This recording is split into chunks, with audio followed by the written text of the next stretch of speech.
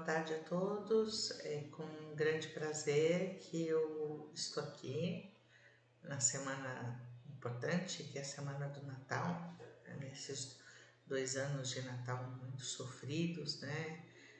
Onde a gente não pôde comemorar Natal com a família.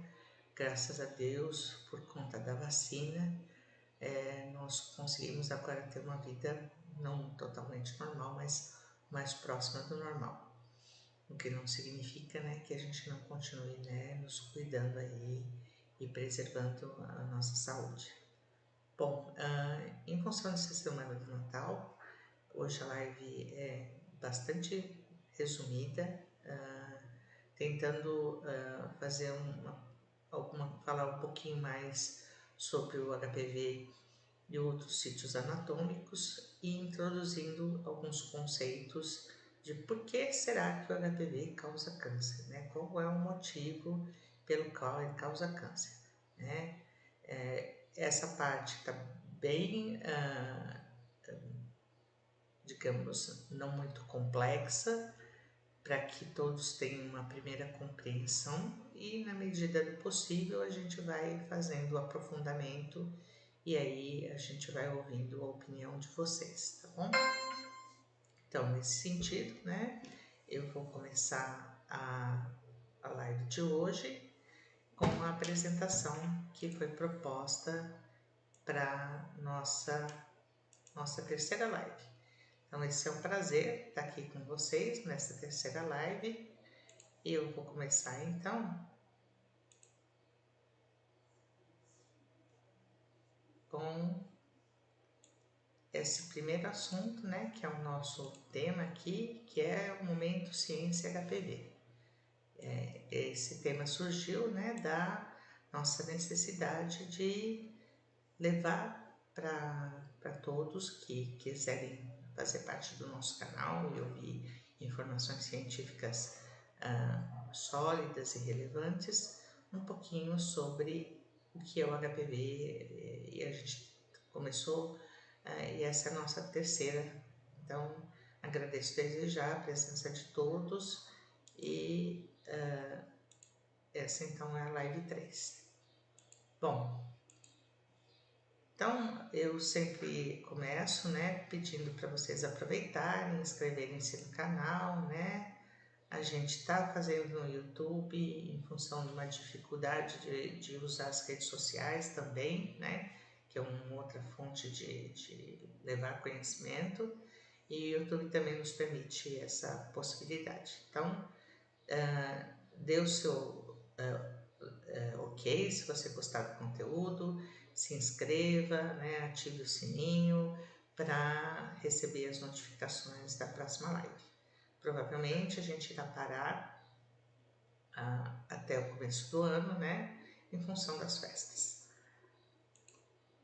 Bom, ainda, como sempre, eu convido vocês, né, para as redes sociais, onde a gente tem 2 grupos, né, no Facebook e no Instagram, onde também a gente leva conhecimento, né, sobre o assunto HPV, vacinas. Dê um pulinho lá e, se gostar do conteúdo, também compartilhe e ajude-nos a divulgar a informação que é necessária de um vírus importante e potencial causador de câncer. Bom, então começando então, eu sempre começo a relembrar o que a gente já falou na live anterior. Então a gente vai relembrar na live 2 que a gente falou um pouco de diagnóstico de HPV, né? E para fazer diagnóstico a gente comentou que existia um método mais eficaz, que são os métodos moleculares, e que identificavam todos aqueles tipos. Se você não assistiu a live 2, vá e dê uma visitada, porque está bem legal, está bem importante aí o que a gente falou sobre os diferentes tipos e as diferentes ferramentas de fazer diagnóstico de HPV. Bom, então os tipos de HPV mais frequentes, como a gente falou na live 2 da semana passada, a gente aqui comentou que os mais frequentes, embora a gente tenha falado de vários outros tipos, né, No total eram 6 de baixo risco que causam verrugas, mas os mais frequentes é o 6 e o 11, e os mais frequentes de alto risco é o 16 e o 18 e que causam câncer. Bom, dito isso, então, nós vamos falar um pouquinho sobre o que ainda a gente não mencionou, né? Falamos bastante de colo uterino na primeira live, falamos um aspecto geral sobre HPV e doenças anogenitais, né? Que incluía vulva, vagina, ânus, não só colo uterino, né? E hoje eu vou falar muito rapidamente sobre um pouquinho de câncer de cabeça e pescoço, tanto câncer quanto doenças benignas, né? E cabeça e pescoço é um termo científico que trata de todo o nosso trato oral e o trato de orofaringe, que compreende, né, essa parte que a gente chama popularmente de garganta. Então, a cavidade oral e a garganta. Bom, aqui é bem esquematicamente, né, o que nos vai interessar, para quem, né, só para ilustrar, essa é uma imagem onde a cavidade oral está aqui depositada e aqui tem mucosa. Se vocês lembram da primeira live, né, o HPV pode ser transmitido de pele para pele ou pele para mucosa. E aqui nessa região da orofaringe a gente tem, na cavidade oral e orofaringe a gente tem mucosa, e a gente vai rever um pouquinho como é que será que esse HPV entra então em contato, como ele consegue penetrar um tecido, né, que a gente chama de tecido a cobertura, que reveste esses órgãos, né, essa parte corporal, como ele consegue penetrar, né. Então, primeiramente, nós vamos falar dos HPVs de pele, né, onde a gente tem aí um monte de tipos associados aos HPVs de pele benignos, né, e que vão causar verrugas, né. Então, se a gente achava que verruga não era causada por HPV, sim, ela é causada, tá?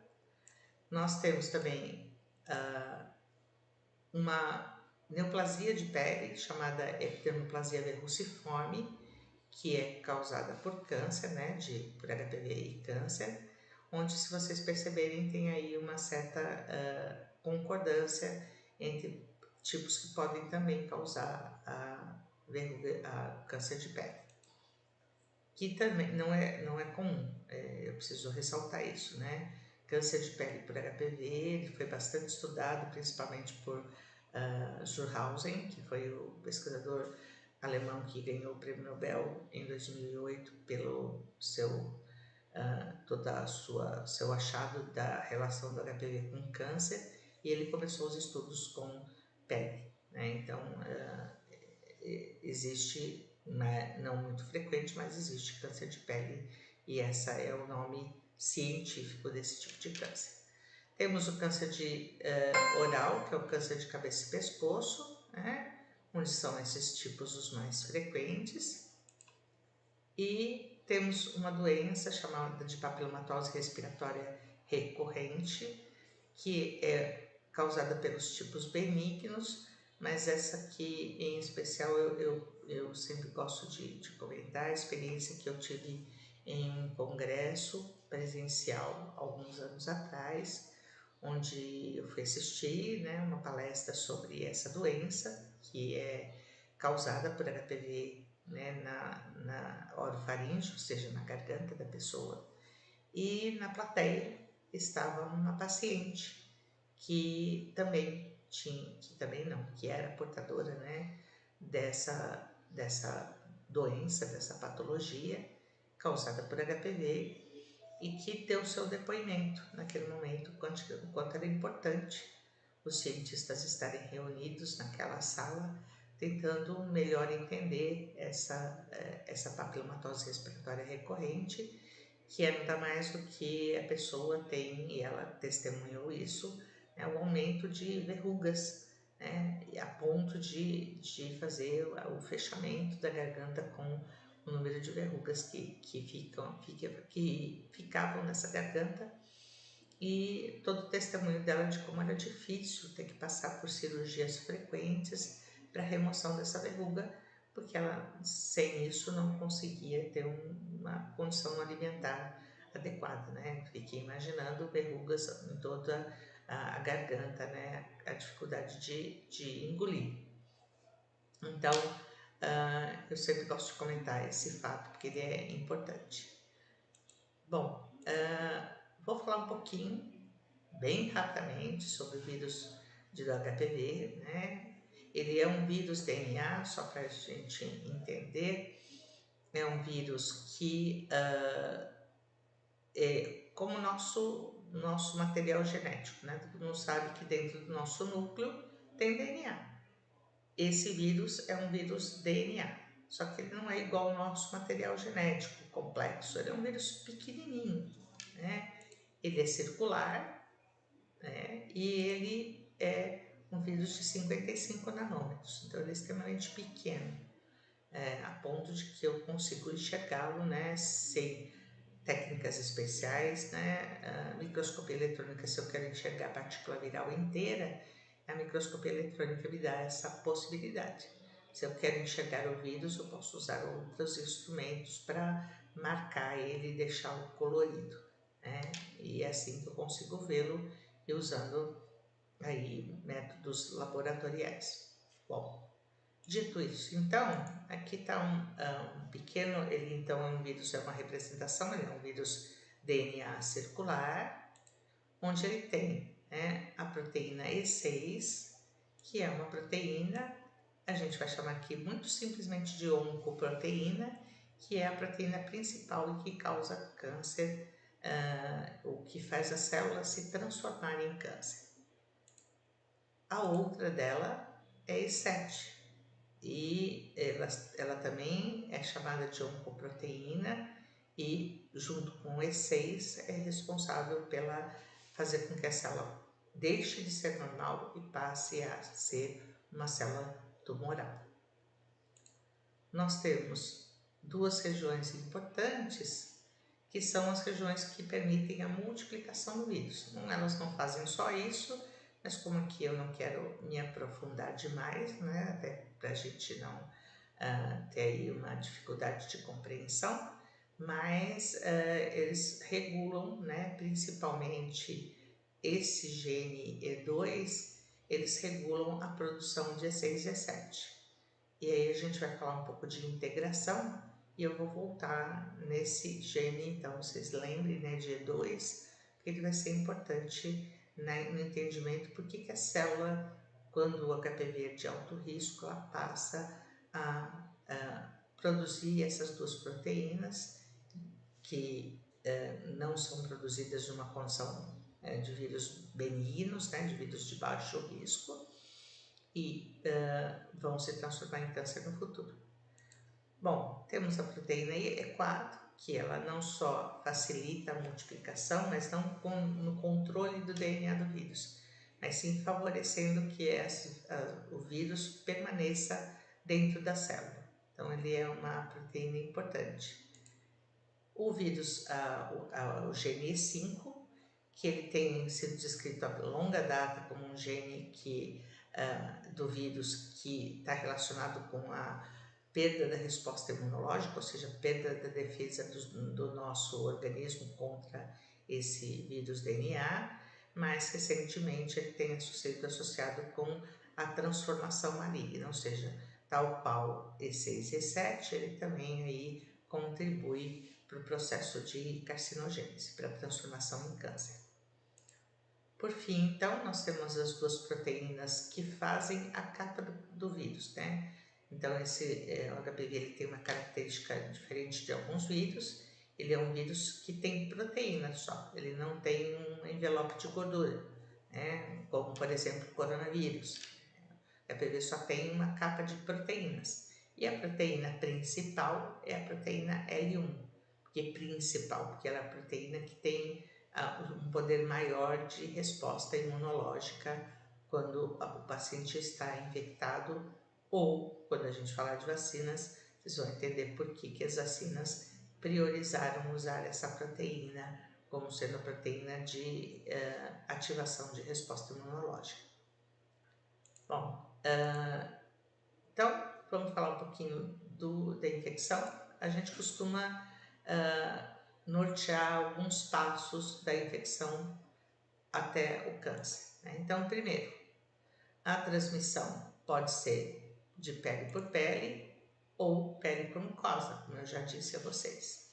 E isso é por relação sexual. Já desmistificamos, né, na live anterior, transmissões outras que não tem nenhum respaldo científico. Compartilhamento de toalhas, de sabonete, de banheiro, de nadar na mesma piscina de alguém infectado. Enfim, a transmissão é pura e sexualmente, tá? E no ato sexual existe o que a gente vai comentar, que são microfissuras. Bom, ainda, né, falando das microfissuras, durante o ato sexual há pequenas lesões que a gente não percebe, pequenos rompimentos do tecido, que eu vou mostrar para vocês uma visão esquemática, e que permite que o vírus entre, caso contrário ele não conseguiria entrar, ok? Temos também, né, o outro passo, que é, a partir dessa microfissura, a possibilidade do vírus de conseguir entrar, penetrar por essa mucosa, por essa pele.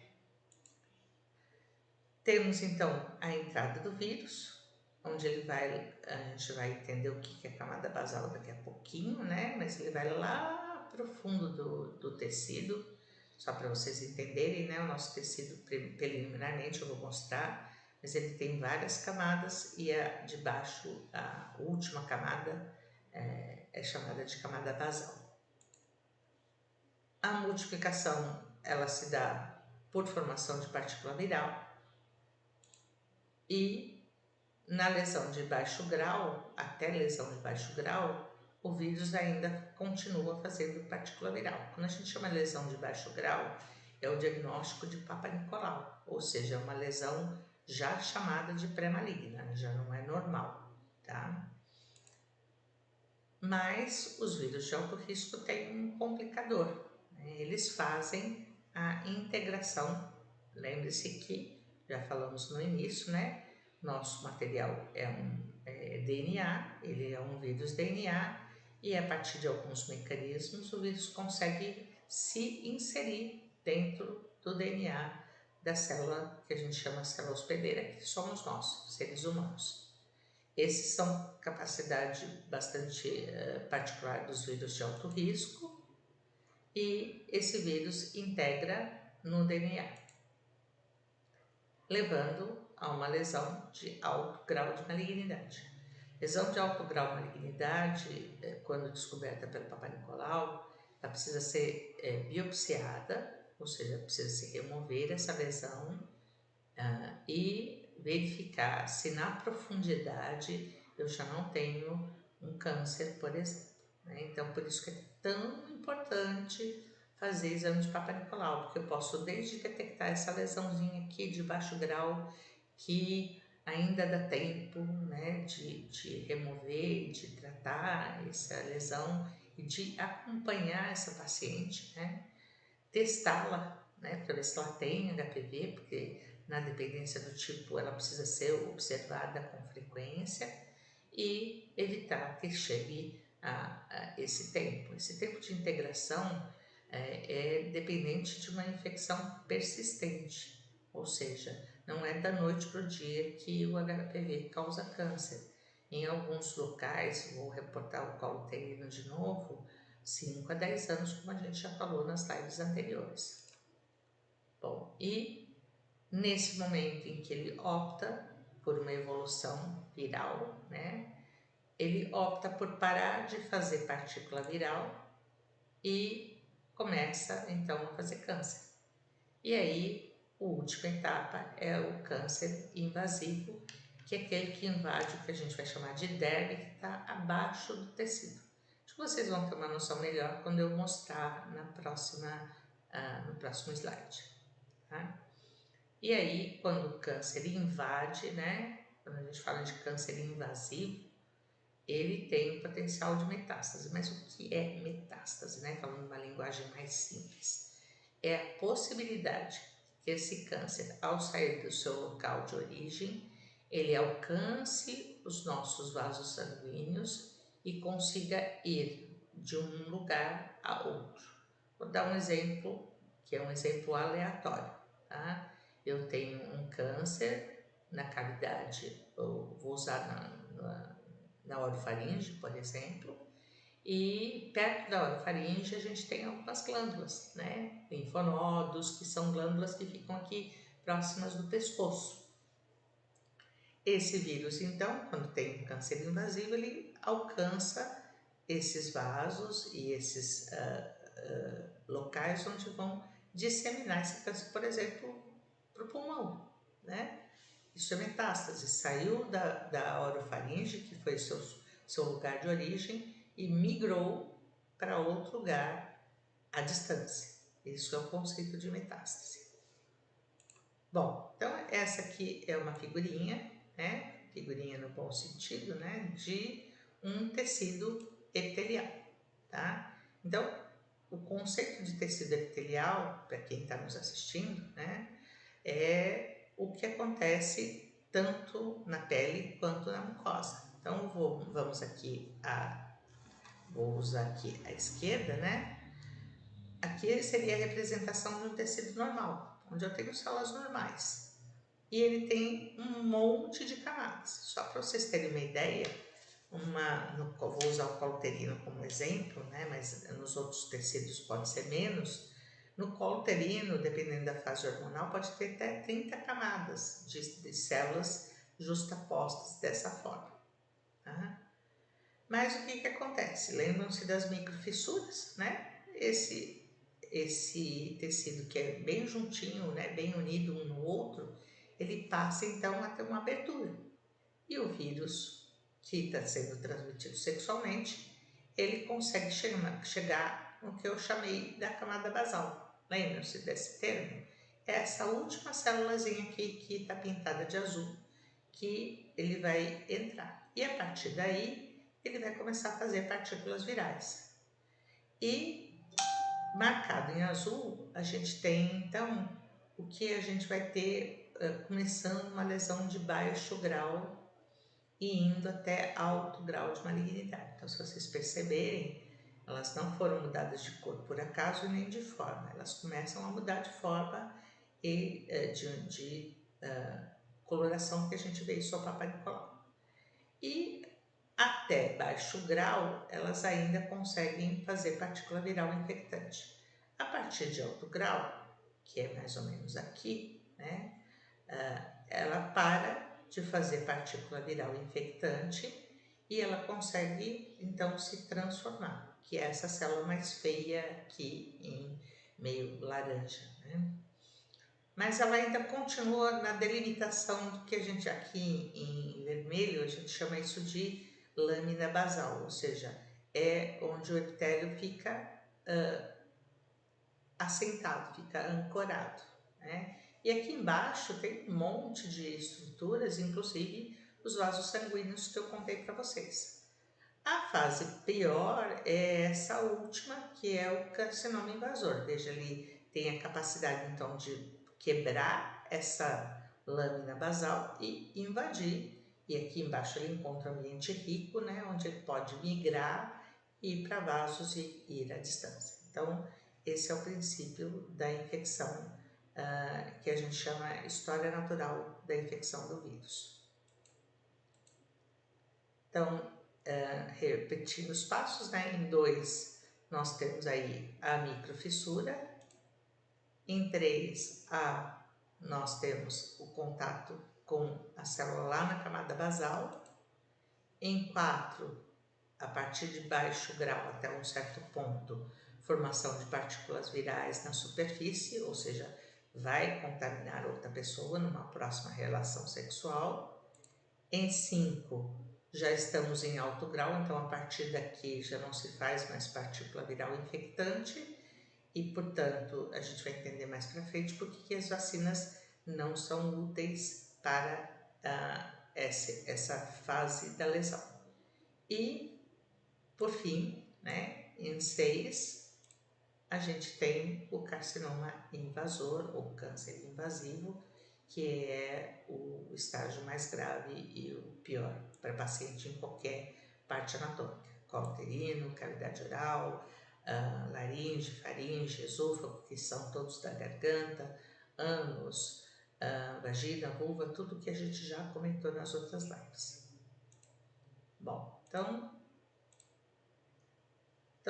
uma coisa importante da gente entender, mas tudo bem, o vírus entra por essas microfissuras, ele consegue entrar dentro da célula, por alguns mecanismos que eu não vou me aprofundar, ele consegue ir para o núcleo, e lá no núcleo ele vai ter dois comportamentos.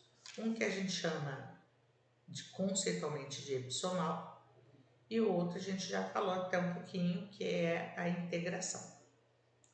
Bom, então, o que é ser uma relação do vírus epissomal? Ele é circular, dupla fita, né? E aqui é só uma dupla fita para exemplificar, e aqui seria o nosso DNA. E ele fica associado, né? Ele não é dupla fita ou HPV, mas enfim, era a única forma que eu tinha de demonstrar o que é uma relação epissomal. É um DNA circular que fica associado ao DNA nosso e, portanto, ele não se integra. Geralmente isso está associado às lesões de baixo grau e à tendência à formação de partícula viral. Por outro lado, né, a gente tem a etapa 2, que é muito a integração, que é o fenômeno da integração, né? Em azul e vermelho são o nosso DNA, o DNA da célula, nossas células, e aqui em verde o vírus se coloca no meio do DNA. E isso causa uma série de transtornos, né, para a célula, que perde aí uma série de funções e passa a não ter função normal, e não tendo função normal, ela passa a se transformar. Então, ela desiste por um processo evolutivo de fazer partícula viral, isso associado àquele alto grau de malignidade e câncer, e se transforma, ou seja, essa é a causa primordial. Bom, mas para integrar no DNA, esse vírus precisa ter o que a gente chama de infecção persistente, prolongada. E é por isso que, da live anterior, os métodos de testagem molecular e avaliação do Papai Nicolau pode nos garantir que a gente não chegue nessa etapa e consiga tratar antes de que a integração aconteça. Bom, na continuidade, então, eu só gostaria de falar as referências que foram usadas para esse trabalho, né? E,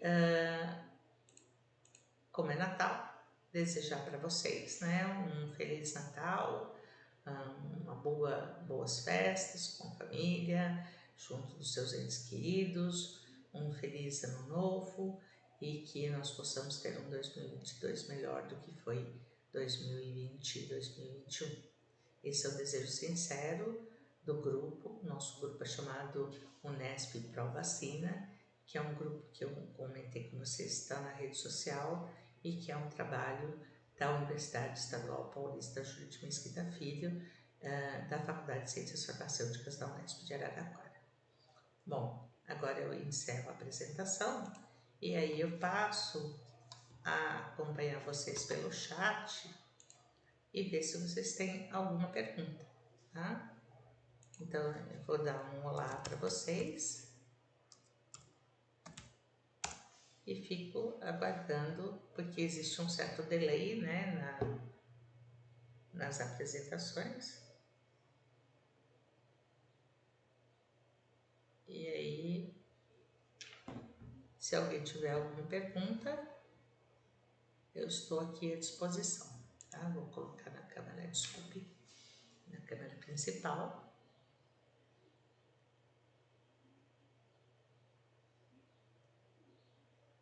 Bom, eu sei que às vezes a gente nesse momento pode não ter perguntas, essa live vai ficar disponível no YouTube e vocês podem então fazer aí perguntas pelos comentários, né? Se tiver perguntas, mesmo aqueles que não assistiram a live vão ter a transmissão disponível. Deixe seus comentários, suas dúvidas, e se gostou do conteúdo, deixe o seu ok, seu like aí, se inscreva no canal e ative o sininho para receber as notificações. Tenha um bom final de ano e a gente retorna então no ano que vem. Uma boa tarde para todos.